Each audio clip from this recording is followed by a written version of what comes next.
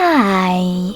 In front of me is Chuwi HiPad Max, and today I would like to show you how you can edit passwords saved in Google Passwords Autofill.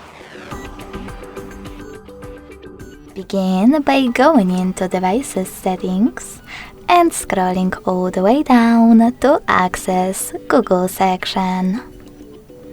Then click on Autofill with Google, and Google Password Manager.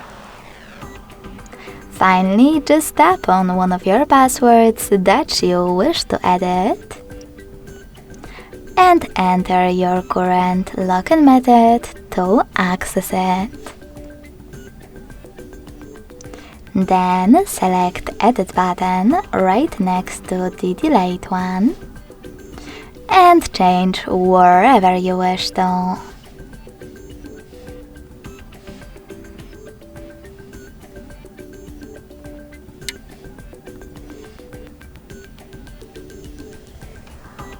When you're ready, hit Save at the top right corner.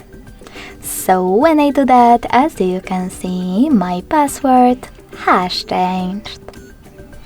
Thanks so much for watching. If you enjoyed this video, don't forget to leave a like, comment and subscribe. Bye!